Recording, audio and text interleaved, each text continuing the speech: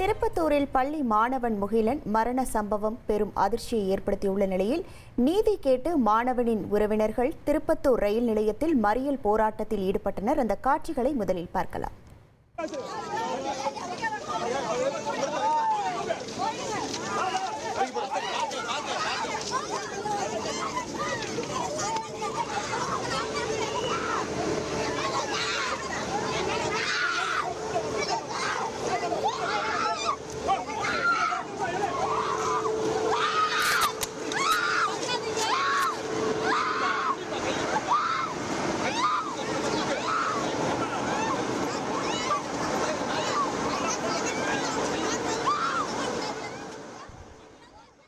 இது தொடர்பான முழு விவரங்களோடு இணைகிறார் நமது செய்தியாளர் செங்குட்டுவன். வணக்கம் செங்குட்டுவன்.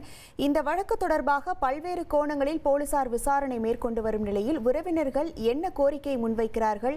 இந்த ரயில் மறியல் போராட்டத்தால் ரயில் போக்குவரத்தில் ஏதேனும் பாதிப்புகள் ஏற்பட்டிருக்கிறதா? முழு விவரங்கள்.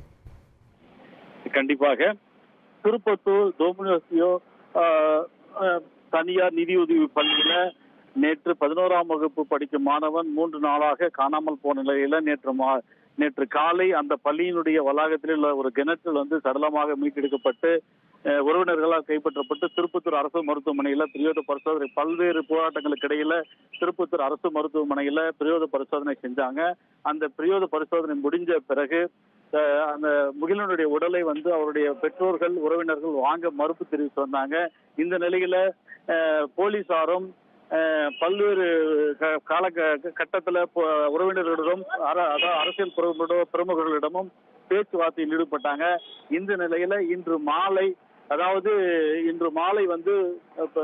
முகிலனின் உறவினர்களிடம் காவல்துறையினர் முதல்கட்ட விசாரணையில ஒரு சில தகவல்களை நாங்க சொல்றோம் உங்ககிட்ட அப்படின்ற மாதிரி ஒரு சில தகவல்களை சொன்னாங்க. அதாவது அந்த முகிலனுடைய நண்பர்கள் அவனிடம் சரியாக பேசாத காரணத்தினால் தான் இப்படி இருந்திருக்கலாமோ என்கின்ற ஒரு கேள்விக்குறியோடு ஒரு தகவலை காவல்துறையினர் அவங்க கிட்ட சொல்றதுக்கு முற்படுறாங்க. இந்த தகவலை கேட்டவுடன் முகிலனுடைய உறவினர்கள் திருப்பத்தூர் அரசு மருத்துவமனையிலிருந்து ஊர்வலமாக சென்று, அதாவது காவல்துறை எங்களுக்கு எதிராக செயல்படுகிறது, பள்ளி நிர்வாகத்தை மீட்பதற்காக இவர்கள் தவறான தகவல்களை சொல்கிறார்கள் என்ற கோரிக்கையினை வைத்து போலீசார் மீது குற்றம் சுமத்தி எங்களுக்கு, அதாவது தமிழக அரசின் சார்பில் நியாயம் கிடைக்காது, போலீசார்